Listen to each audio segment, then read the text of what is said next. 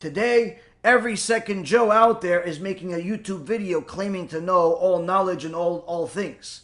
Today, every person that read 3 or 4 books consider themselves well learned. Today, every other person thinks that if they read something and they understood it and therefore they can teach it, even though they're not really sure if they really understood it. Needless to say, if the students that are listening to them, or the listeners and sometimes victims that are listening to them, are actually qualified enough to even learn from them. Now, here we see that the Gemara gives us details. Who is this Am HaAretz? Who is this Ignoramus? Who is considered an Ignoramus? This doesn't make them a evil person, a mean person, a murderer. No, it's simply knowing where you stand, where I stand, where everybody stands. What is an Am HaAretz? The Gemara says,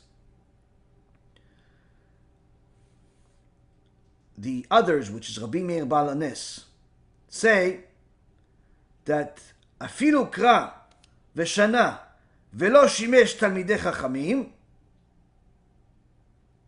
even if one read the scripture, meaning the written Torah, and studied the Mishnah, but he did not serve Torah scholars, arei zeh Am HaAretz. He is an Am HaAretz. And Rav Huna says, this is the halacha. So what do we have here? Someone learned the written Torah and even learned the oral Torah, but he did not serve Torah scholars. What does it mean he didn't serve Torah scholars? He didn't ask them questions. He didn't try to be next to them as often as possible whenever the opportunity allowed. He didn't double check his understanding. He didn't learn from their anhagot, their behavior, their ways. No, he figured, listen, I'm just going to learn on my own. I have books, the rabbi has books.